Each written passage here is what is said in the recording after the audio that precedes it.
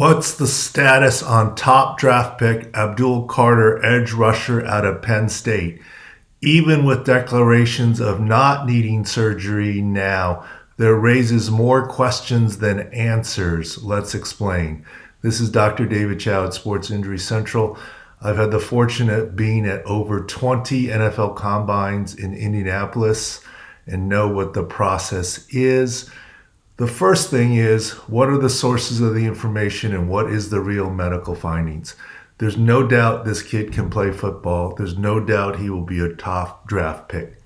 My first question is, if he doesn't have any symptoms and surgery is not recommended, how was it even discovered?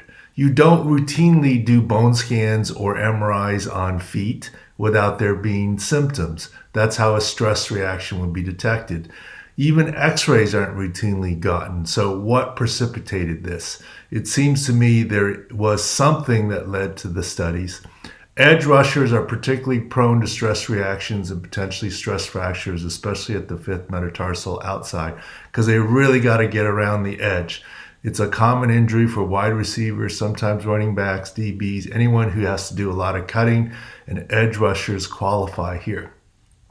Even if he doesn't need surgery now, can a stress reaction turn into a stress fracture? The answer is yes. So the story is not done. Good to see he's not having surgery. He's going to work out at the pro day, but he might need it after the pro day. The other part of this is the 8-week quoted return came from the agent. That's not a guarantee after surgery. There are many examples of recurrent stress injuries and incomplete healing and reoperation. Look at everyone from back in the day, Julian Edelman to Julio Jones to more recently Derwin James and others. So this is something to still watch out for in Abdul Carter. I'm not saying he's not going to be drafted at the top of the class. His talent exudes that.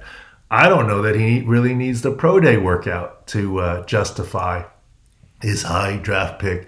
But this is something still to watch. The stress reaction story is not over. And even if he can avoid surgery now, it's something that can rear its ugly head.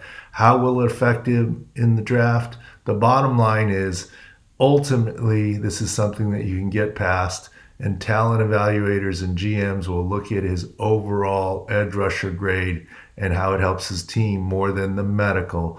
If this were a tie between him and someone else, this would give the nod to someone else, but his talent probably exudes. A couple years ago, we talked about Will Anderson versus Tyree Wilson. Tyree Wilson was graded near the top. We said Will Anderson was the better pick because of foot issues on Tyree Wilson. Look at his career with the Raiders. The Texans drafted him at number 3 after C.J. Stroud at 2, and look at the player that he has become. Clearly the right choice. This is why medicals are important. I haven't seen Carter's MRI or bone scan. Hard for me to judge from afar, but it seems like it's a problem that's better addressed early than late, and I'm sure he and his agent and the teams will consider that. It's not impossible to have him do the surgery even after the draft. Sometimes teams have asked that players do this to put the issue completely behind him. Interesting to watch. Medical evaluations are not simple. It's sort of like talent evaluations. There's not black and white. It's always shades of gray. Some may put Abdul Carter's talent at the very, very top of the draft. Some may put him a notch lower. Same with medical evaluations. Eye of the beholder, more art than science. And this is what we try and hope to add for everyone. Insider knowledge analysis from NFL team physicians who have been in the league using our 17 years head team physician experience. Go to sicscore.com for all the latest. Thanks for watching.